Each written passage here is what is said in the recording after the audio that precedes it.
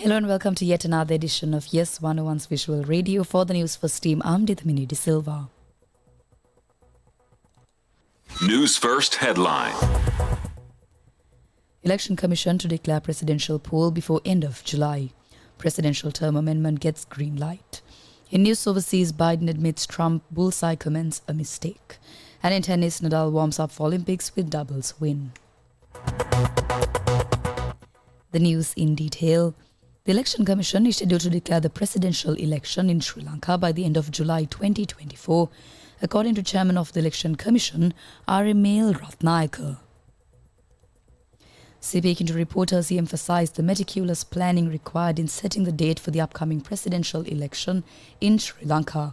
He highlighted the need to allocate ample time for the election propaganda period for candidates, the administrative processes, including postal voting and ballot counting, and ensuring a convenient election day for all voters across the country. As such, Ratnaik announced that the Election Commission is scheduled to declare the presidential election in Sri Lanka by the end of July 2024. The official notice to be issued on that date will specify the dates for the submission of candidate nominations and the election itself. In more local news, the Cabinet of Ministers has given its approval to publish via Gazette the amendments to the Constitution concerning presidential term limits. The proposed amendment involves changing the existing provision in Article 83, paragraph B, from exceeding 6 years to exceeding 5 years. Following the approval, the bill reflecting the proposed amendment has been prepared by the legal draftsman with the clearance of the Attorney General obtained. The Cabinet of Ministers further endorsed the combined proposal put forward by the President and the Minister of Justice, Prison Affairs and Constitutional Reforms to publish the bill in the Government Gazette and subsequently table it in Parliament for the necessary approval. International news.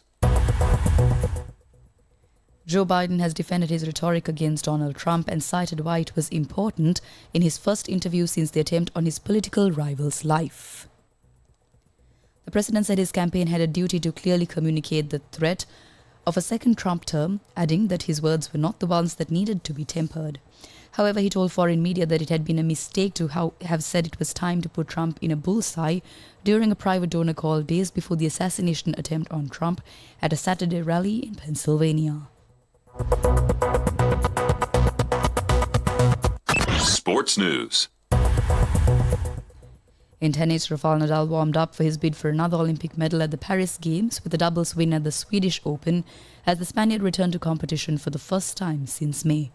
The 22-time Grand Slam champion teamed up with Norwegian Casper Ruud to record a 6-1, 6-4 win.